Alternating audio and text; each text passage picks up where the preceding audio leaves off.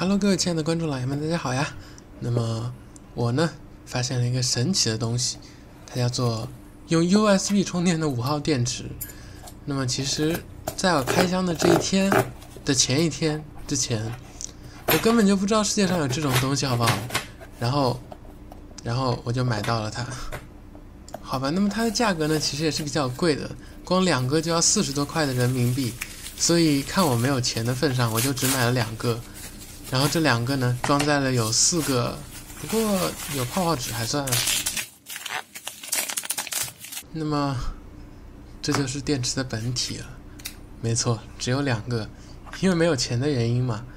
那我们来打开看一下吧。看起来它们的外观呢，和一般的5号电池是没有区别的。你怎么滚了？好吧，那么它呢，抗滚动性也是比较，不是。它不容易在桌面上滚来滚去。打开它呢，可以发现它有一个 USB 的充电口，然后中间是用一个铁片来进行连接的。上面呢是一个普通的帽子。不过刚买来的电池是没电的，所以我需要进行一下充电。等一下，这不是明示充电，现在才是好的。那么有了这个某某牌的插座之后呢，我可以很容易的就把这个电池插进去充电。然后，因为有2个 USB 接口，所以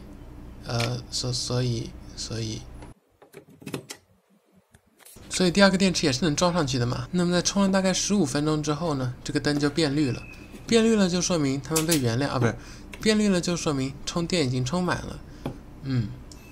突然注意到这个包装外壳是可以拆开来的，拆开来之后里面有注意事项和充电的说明。好的，那么就把电池装到 Steam Controller 上吧。对，其实我买电池就是为了把它装到 Steam Controller 上，但是好像装不进去。那么装上了之后呢，摸摸看有没有发热。如果没有发热的话，我就不担心了啦。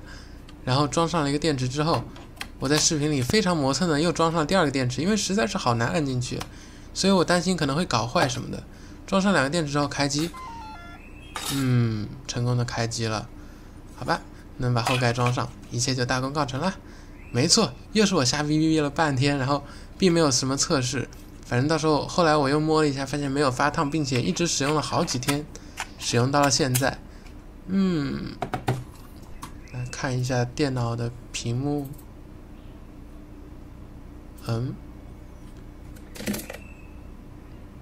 略。这个 Steam 按3秒 Steam 键就可以直接进入那个 Big Picture 模式，然后进来之后操作是非常顺滑的，当然顺滑了，要不然的话要这电池干嘛？顺便讲一下，这个 Steam 不是下错了吗？我发现我又多了好多手哦，对，一共就2只手，我又花了好多钱哦，好难受啊。那么本期视频到此结束，感谢各位的观看，我们下期视频再见喽，拜拜。